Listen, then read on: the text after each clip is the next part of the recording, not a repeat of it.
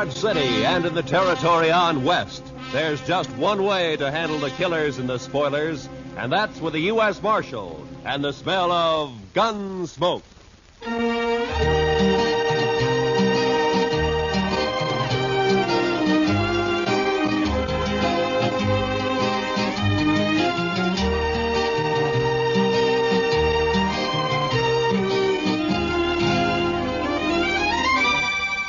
Gunsmoke, starring William Conrad.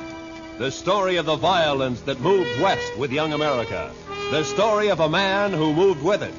Matt Dillon, United States Marshal.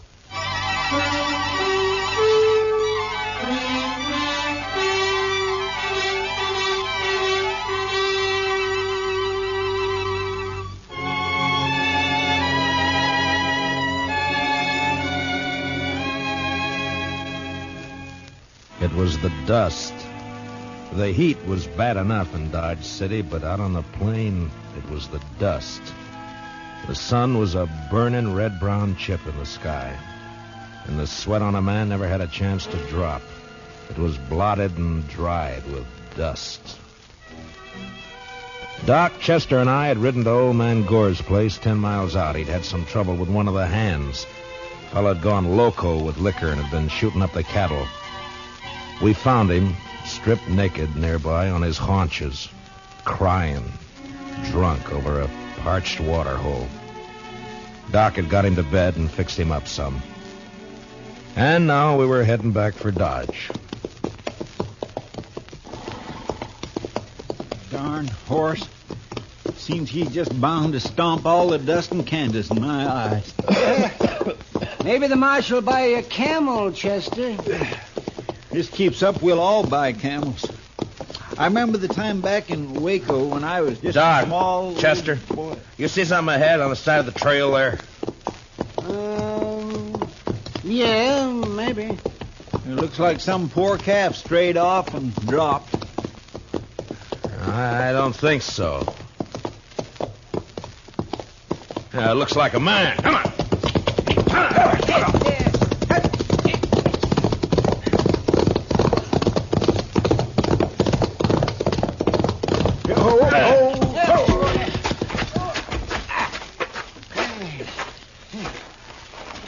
Chester, get the water bag. Yes, sir. Let me have a look, Marshal. Yeah. Let's see. Heat. Is he all right? Well, depends on how long he's been lying here. Here you are, Mr. Dillon. Open up his shirt, Marshal. Chester, get some of that water on his wrists. All right. It looks like an Easterner, huh? Sure not dressed for this country. Oh, well, that's better. That's better. Try to get a few drops in him. All right. No, not too much, Chester. Not in his nose, Chester, his mouth. Well, my gracious, I'm sorry, Mr. Dillon, but he moved his head. It's not so easy to hey. Look, he's awake. You're all right, mister. Just take it easy for a bit now. Oh, that this too solid flesh would melt, thaw, and resolve itself into a dew. What did he say? Oh, it's out of his head, Chester. For this relief, much thanks. Forget it. Chester, get around the other side and shade him from the sun. Yes, sir. The sun. I begin to be weary of the sun. I don't blame you. What happened? My wagon shed a wheel, I fear, along the high road. I know not where I am. You're about 4 miles out of Dodge City. Kansas. Kansas. I would give all my fame for a pot of ale in safety. We better get him to town quick. He's in a bad way. He's delirious. You think you can make it on a horse? We'll take him into Dodge.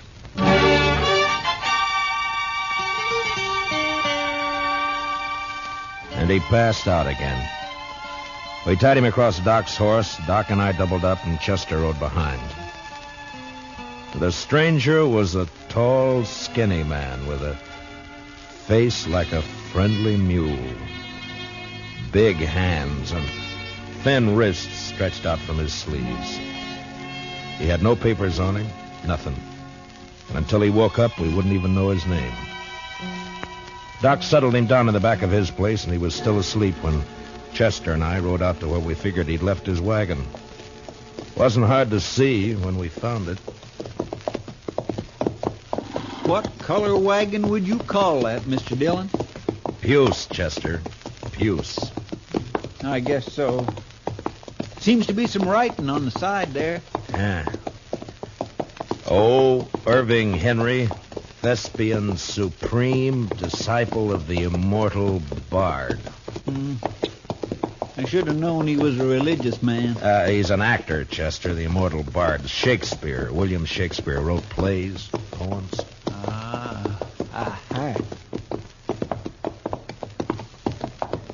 But you think he let the horses go, Mr. Dillon? I was wondering that. Seems to me he'd have ridden for help instead of trying to walk. Horses couldn't have got out of the harness themselves. Let's take a look at the wheel. I wish we could wait till the sun goes down. It's going to be awful hot work, Mr. Dillon.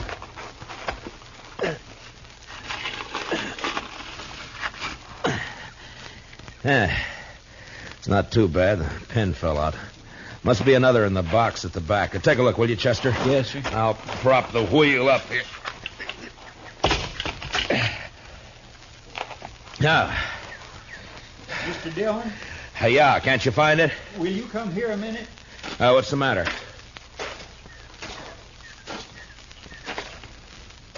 Take a look in there. It took a second or two to get used to the darkness inside the wagon.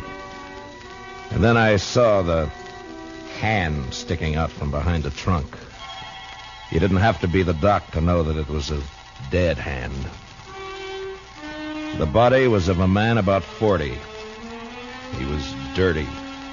And in a greasy, torn waistcoat, I found a pocketbook with his name. Sam Matchett. And that was all.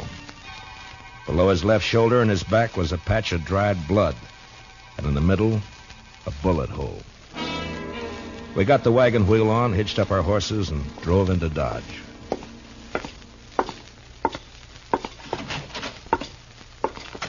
Doc? Oh, that's you, Marshal. Yeah. Yeah, be right out. All right. Get that fella's wagon fixed up? Yeah, I brought it in. Is he awake? Oh, I haven't looked in the last half hour. I was making coffee. You want some? No, thanks. Oh, it's a funny thing about coffee when it's hot weather like this. Drink it scalded and it makes you feel cooler outside. Look, Doc, I got to see that fellow. I want to ask him a couple of questions. Oh, that's so? I found a dead man in the back of his wagon. You don't say. You better take a look. Chester's bringing him in the side. Oh, sure. You want to go on back? Yeah, thanks, Doc.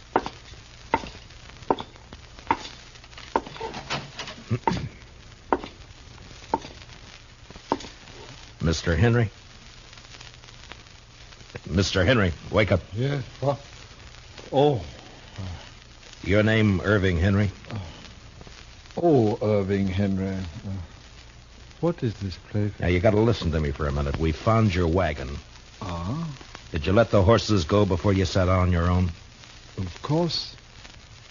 I could not let them remain to die. Well, how come you didn't take one to ride? I have a loathing of horses. I cannot bear one under my body. There is a carafe of water beside the bed. Would you be good enough, Mr. Dillon, Matt Dillon. I'm the marshal here in Dodge City.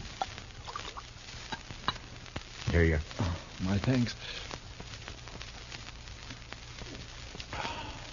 Now, what were you doing with a dead man in your wagon, Mr. Henry? A dead man? A dead man shot in the back, lying in your wagon. This is very midsummer madness. I won't argue about that, but I'll thank you to answer my question. But it is impossible. It isn't true. I say it is. You lie in your throat if you say that I'm any other than an honest man. Look, mister, I didn't say you weren't honest. You're an actor. And you got a fine way of saying things, but murder's murder. I don't care how you say it. Now, I'm asking questions, and I want straight answers. Your pardon, sir. What you tell me, in truth, if it were played upon a stage, I would condemn it as an improbable fiction. I swear to you, I know nothing of a body. Did you come through Hayes City? Yes. Do you know a man there called Sam Matchett? No. You had no trouble in Hayes City? No. What are you doing in these parts, Mr. Henry? I am touring the provinces. An actor eating the bitter bread of banishment. And my talents are not taken for their worth in the East. And therefore, I bring the immortal bard to the hinterlands. And now, sir, that the interview is ended, pray give me leave to depart. I'm sorry, I can't do that. You'll have to stay until we get this thing cleared up. Mr. Dillon, Doc would like to see you. All right, Chester. Stay here with Mr. Henry, will you? Well, sure, Mr. Dillon, sure. How you feeling by now, Mr. Henry? Would you like some more water? These evil manners live in brass. Doc? Right here, Marshal. Fill me cup, thou father's boy. What'd you find? Well, there's one thing. This man didn't die right away. I mean, not right when he was shot. Is that so? No. More likely bled to death. Inside. You think he might have been able to climb up in the wagon after he was shot? He might. There's another thing. Yeah? You see the way he's dressed? Now, you take a look at that. What the hell? Come on, Doc. Chester. What's the matter with him? Chester. He took my gun when I was pouring him some water, Mr. Dillon. He must have gone through the window, Marshal. I tried to get it back. It went off. Take care of Chester, Doc. I'm going after him.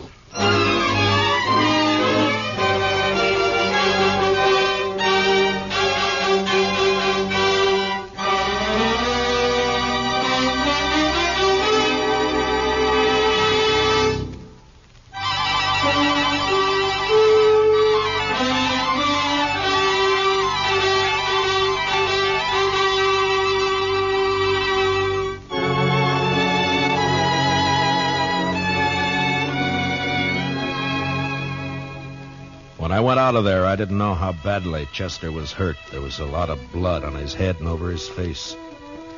It was nearly dark outside, and the street was empty. It was supper time. I could see the women through the windows getting food ready. The kids were inside, too. Sure looked peaceful. But with Henry out with a gun, well, that wasn't a good thing to have running around loose in Dodge.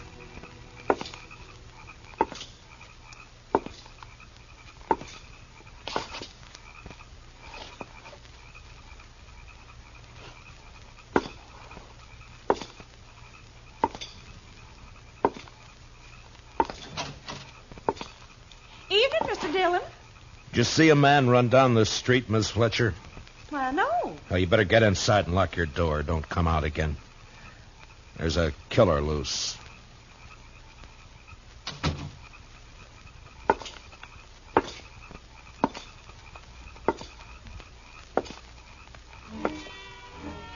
I walked the length of the street, listening, waiting. And when I got to the end, there was nothing. He hadn't taken a horse, I'd have heard that. And in a way, I was sorry, because if he'd tried to hide and dodge, there'd be no way to get out of shooting that wouldn't get women and kids hurt. A breeze came up and swirls of dust flew around. And then settled as the air became still and hot again. I went back to Doc's place.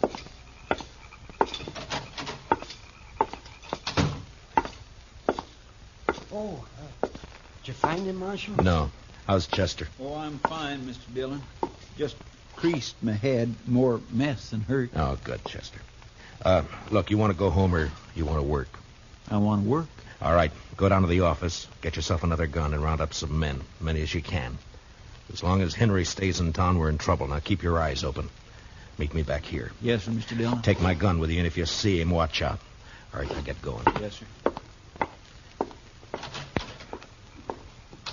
Now, Doc, I'm going to have to make you a deputy, too. Well, maybe instead of digging out bullets, I'll be putting some in. It's not funny, Doc. Now, come on. All right, we'll start here. I'll take this side, you take the other. Get the men to go through their houses and tell them to look for their horses. Tell them what's happening. At 10 o'clock that night, as far as we could tell, Henry hadn't left town. There were plenty of places for him to hide, though. We had 50 men out searching. Chester and I were working along back of the express office. There were a couple of houses there we hadn't covered. You wouldn't think a man like that would be a killer, now would you, Mr. Dillon? I never saw a man yet couldn't be, Chester. Depends on your reasons for killing, I guess. Now, let's take a look behind these boxes. Huh?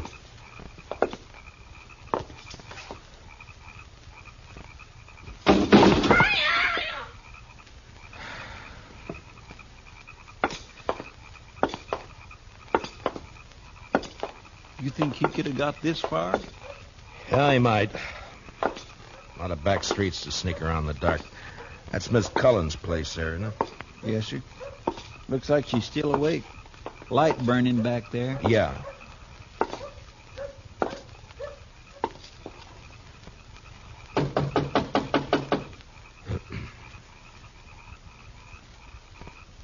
Seem a bit cooler to you tonight, Mr. Dillon? Yeah, a bit.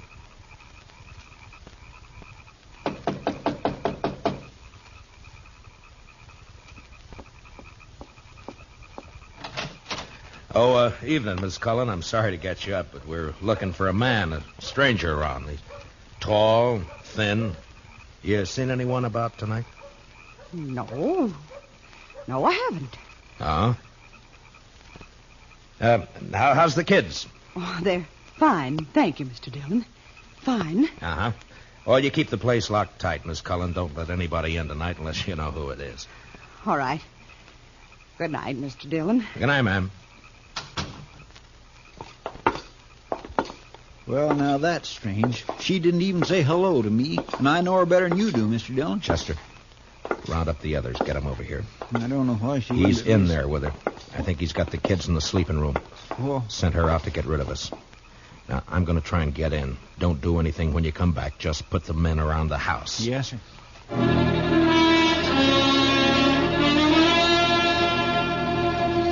I'd seen Miss Cullen make a move with her head, and her eyes said the rest. When I told her to lock up, I shook my head, and I hoped she understood. I wanted that front door to stay open.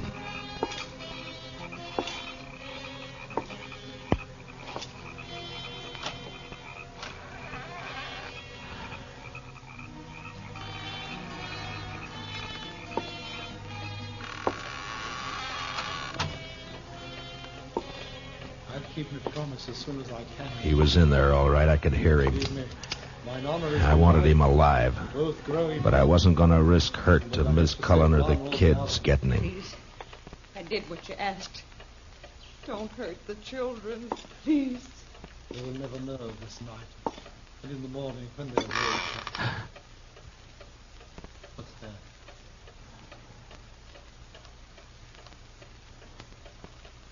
You said you locked the door after you. No, don't. Don't. I shall keep the pistol turned to the girl's head, madam. Someone is here. They try to take me.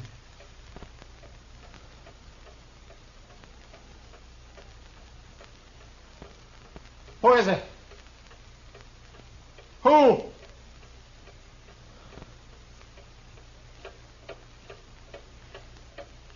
Mr. Dillon, go away. Please. He'll kill us. You lied. You lied. Your tiger's heart wrapped in a woman's hide. Listen to me, Marshal Dillon.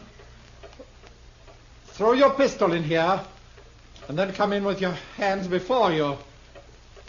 I have no stomach for child killing, but I will not hesitate to do so.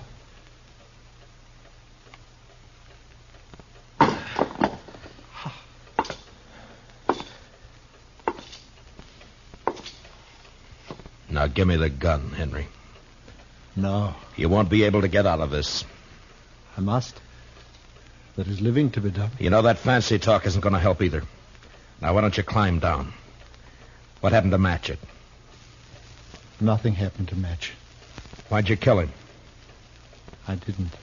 In 5 minutes or less, there'll be 50 men or more around here. Now, what are you going to do? I don't know. If you didn't kill Matchett, you'll get a chance. I'll see to that. There's no use going on this way. Give me the gun. I cannot. It is my prop of salvation. No gun is salvation to anybody. Put it down. You must tell the men to go away, Marshal Dillon. I'll have to take one of these children with me for my protection. No!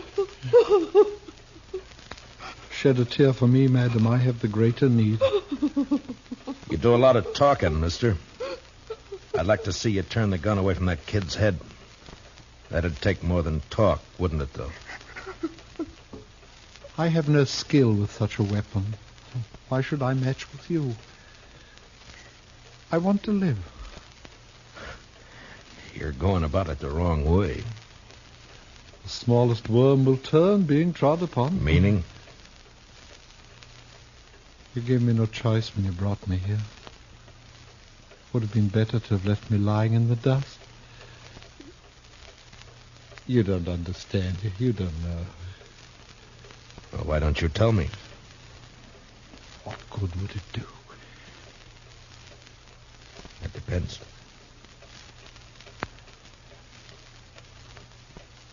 My life has been the theater.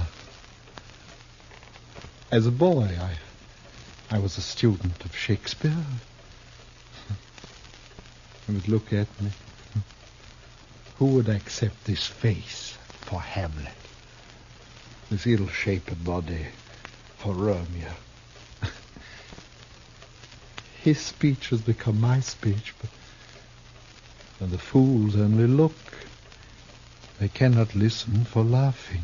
There have been ugly men before you. It hasn't been cause for murder. Why'd you kill Magic? In New York, there was a man, a gross, stupid man who fancied himself an interpreter of the bard. He took me, as his apprentice, and together we set out for the tour. I would play only the voices. Never Richard, never Henry, never Lear, only the voices. Whilst he, stumbling, drunken, he muddled and tore to a tatter the words that I should have spoken. You killed a man because you wanted to play a hero? How easily murder is discovered. Yeah, sometimes, I guess. It was yesterday. We were leaving Hayes City. We'd played there for 2 days, and it made me a laughing stock. It was night,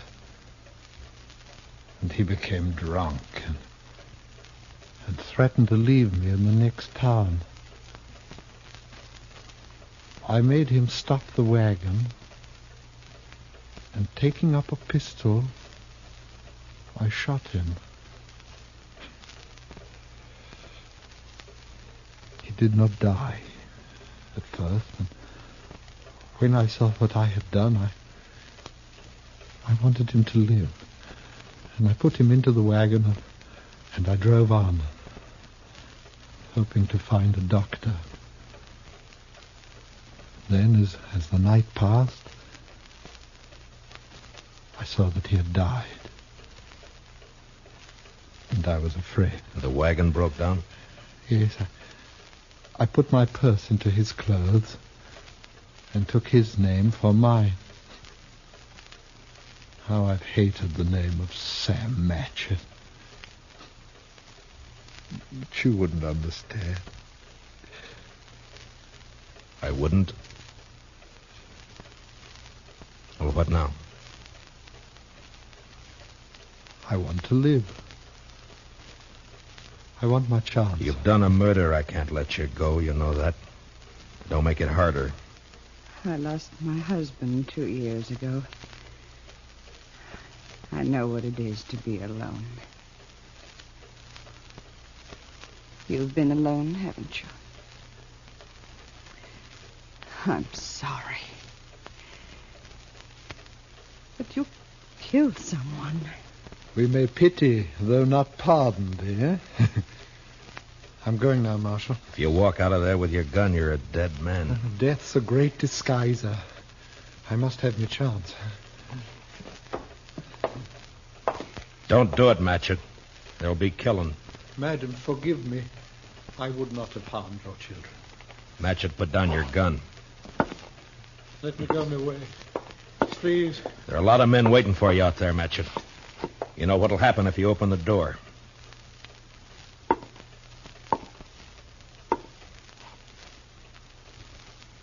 Don't do it, Matchett.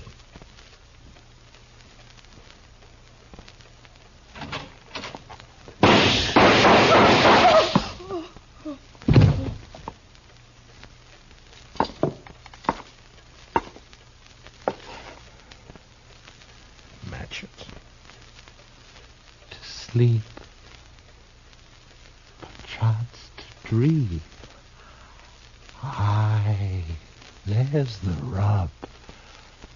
For in that sleep of death, what dreams may come.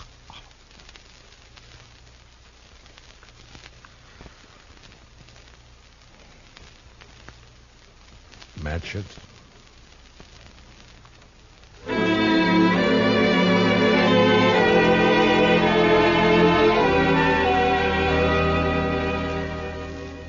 He knew he was going to die.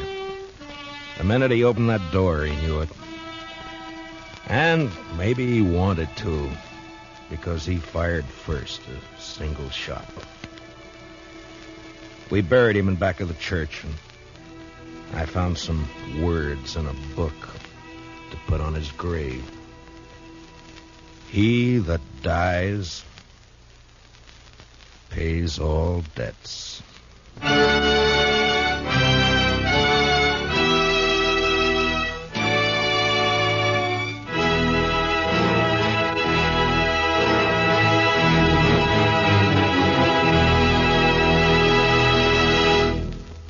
Gunsmoke, under the direction of Norman Macdonald, stars William Conrad as Matt Dillon, U.S. Marshal. Tonight's story was specially written for Gunsmoke by Anthony Ellis, with music composed and conducted by Rex Corey. Hans Conried was featured as Henry, with Mary Lansing as Mrs. Cullen. Parley Bear as Chester, and Howard McNear as Duck. Join us again next week as Matt Dillon, U.S. Marshal, fights to bring law and order out of the wild violence of the West in Gunsmoke.